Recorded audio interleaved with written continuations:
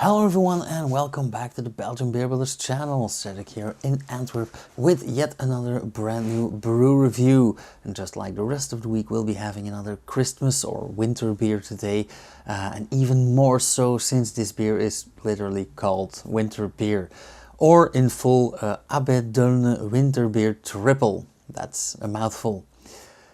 This is the winter variety of Brasserie Val de Sambre's Abbey beer, named after the Abbaye, of which the ruins are quite near to the brewery. In fact, this is a prime example of an Abbey beer, or at least of the legal term Abbey beer, because a beer can only be called Abbey beer when it's either brewed by an abbey or in an abbey, clearly, or when there's a distinct link between the brewery that brews the beer and the abbey it refers to. For example, some breweries have an abbey in their heritage, whilst others just pay a fee to the abbey in question to use their name, and others form partnership with the abbey and let the friars participate in the development of the recipes, or if the abbey already brewed in the past, they sometimes lease or buy the old recipes. In this particular case, I've seen other YouTubers or even beer writers state that the Abbaye has a rich history of over 1,000 years of brewing by Cistercian monks, making this the predecessor to all trappists and other romanticized fables, but that's what they are, fables. As an amateur historian, a beer historian and a beer lover, I like to stick to facts, and the facts are that yes, the Abbaye was a beautiful abbey that was built in the year of our Lord 637, and yes, it did house Cistercian monks from the year 1147. However, the abbey was also plagued by misfortune. It was victimized by savages, war, plunderings, fires, and so on and so forth. And when the abbey wasn't under siege, it really thrived with its own on-site factories like a tannery and a brewery. It even had its own sig ward. But the first mentions of brewing activities only date back to the first half of the 18th century, and in 1794 the abbey was completely destroyed as part of the French Revolution. Or rather, the locals that struggled under the authoritarian leadership of the consecutive abbots used the start of the French Revolution as a great chance to burn down the abbey to the ground, and then they pointed at the French Revolution. Today, the ruins of the abbey remain in Gozé-en-Eau in Wallonia to be visited, and the restored part houses a music club, an event venue, and even part of Brasserie Val de Sambre, founded in 1998 and named after the river Sambre that runs right next to the abbey grounds.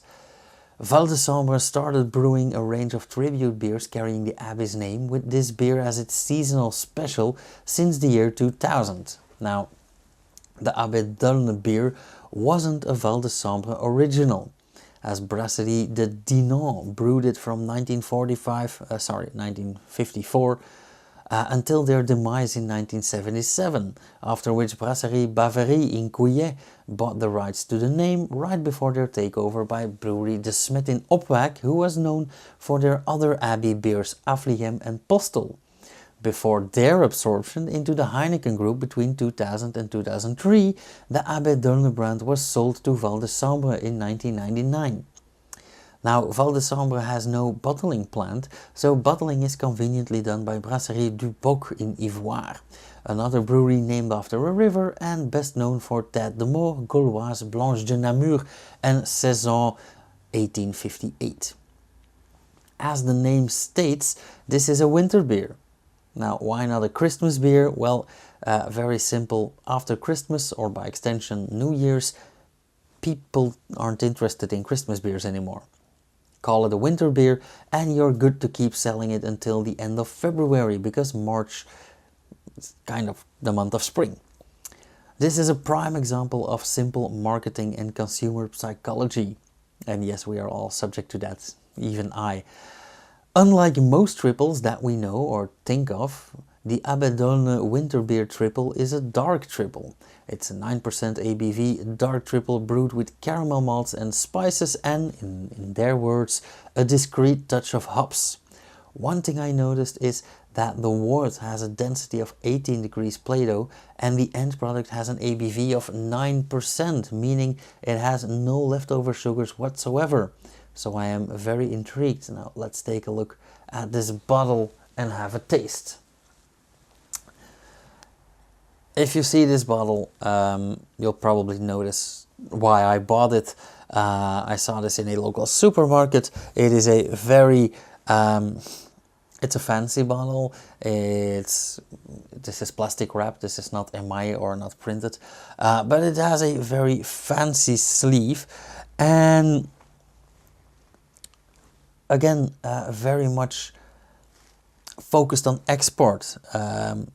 It also already says here, limited edition imported from Belgium, Bière Belge d'Abbaye, Belgian Abbey beer. Also here, Cistercian Mater Nostra, or Cistercian Our Mother. I don't know. I like the aquarelle, I like this font, I like the white bottle with the red bow, which still refers to Christmas, even though they call it winter beer. I like the Cistercian monk here, the logo.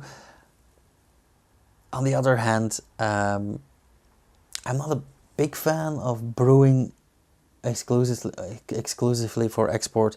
Now the fact that I could buy this in my local supermarket for I think about €6, which is dirt cheap, means that it's not exclusively export, but still. What I do like is this, and I want to redirect attention to this. This is a peel-off strip, and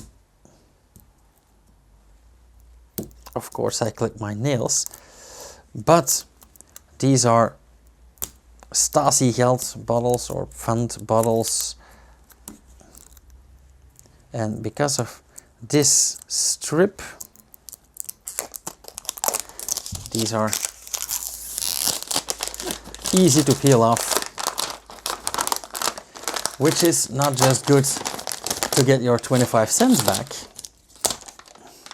but also for the environment, because now I can recycle this sleeve, bring this bottle back. The average lifespan of a beer bottle is about 8 uses, so way better. Now I did completely forget to bring up glasses, so I'm gonna use my Soie glass here. Luckily I have some sort of stock. But let's have a taste of this Abbaye winter beer triple.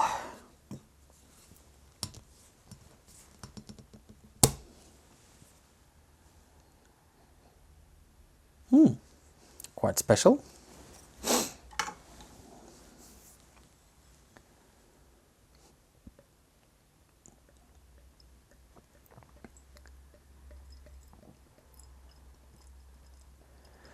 Now they do call it a dark triple or a strong dark ale with its 9% ABV, but when looking at this, it's not extremely dark. It has a very nice copper brown color, or even rust brown, and that might sound negative, but I really like that color. So yeah, very, very nice. It's like a coppery red brown. Actually reminds me of a fox's tail, like this coppery red brown with this beige, because it has a very nice thick dense beige. Yeah, it's like a foam you could eat with a spoon.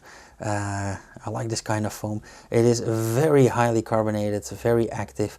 That might have to do with re-fermentation in the bottle. And also I kept this rather cold, which means that more carbon dioxide is absorbed in the fluid, in the liquid. And of course, while opening the bottle, that expanded, making the beer a bit colder, but also losing a bit of that carbon dioxide. So it's very active right now.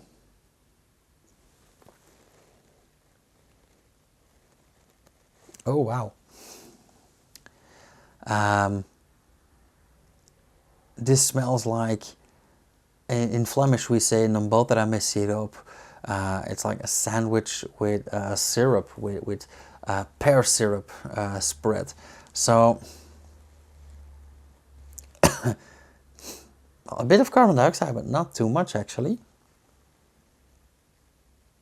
And then I get a whole lot of, like I said, pear syrup, so it's a bit sweet, it's a bit fruity. I get some apple, some pear, but also yeasty, bready.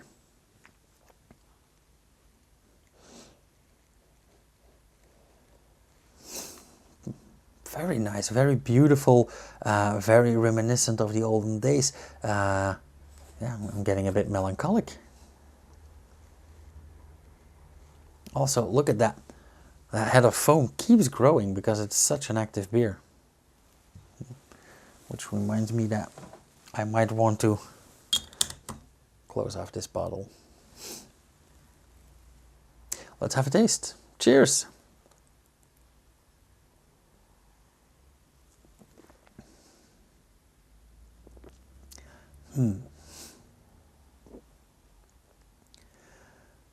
I'm already struggling with the very first sip.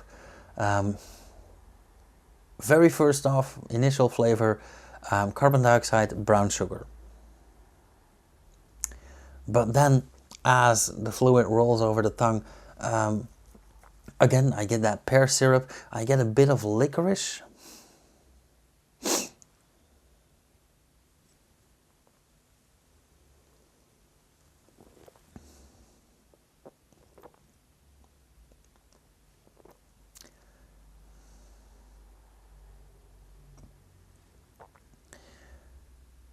Yeah, real nice.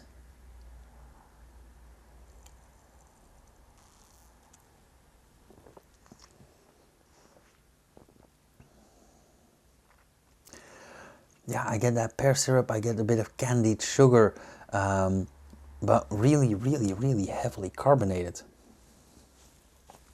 Also, while waltzing around in the mouth, it is very warming. That 9% really does its job. I'm drinking this relatively cold, colder than it's supposed to, but I forgot to take it out of the fridge because I'm chaotic like that. But yeah, it's really warming.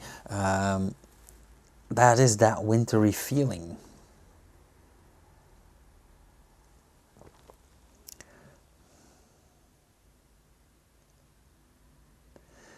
And it also has an interesting after flavor. I keep getting that pear syrup, or sirop de liège, poepsela, lakse but also that candied sugar or that brown sugar, granulated sugar. Still that carbon dioxide, a tiny hint of acidity because of that carbon dioxide.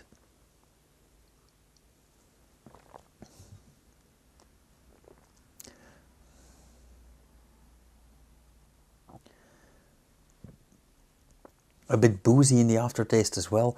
And bread, like I said, it's a sandwich with pear syrup, which is on its own nothing special, but wow, the feeling that this releases. So I think this is a beautiful example of classic brewing and making something simple really special. So I think I am gonna go for a, let's call it another 375. I'm torn between 3.5 and 375, but yeah, I think this deserves a 375 just because of the sheer melancholy that it conjures. Very nice.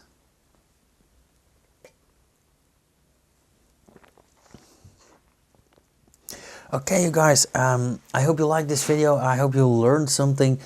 You may have noticed that I'm trying to embed more history in my videos. Like I said, I am an amateur beer historian. Of course, I do my work with the Antwerp Beer College as well, but I have noticed that a lot of you people, like our newest fan from Australia, really like that and since it's my hobby, why not include it? That means that if you have any suggestions or questions, don't hesitate to send me an email or leave a question down in the comments. I do take requests, as you guys may have noticed with Cantillon a while ago. And yeah, if you like this video, hit the thumbs up, leave a comment down below. If you feel in a giving mood, just share one of my videos, share all of my videos. And I will see you guys again tomorrow with another winter or Christmas beer review. Now, if you don't want to miss that, make sure to subscribe and hit the bell icon so you will get notified whenever I upload something. Until then, cheers.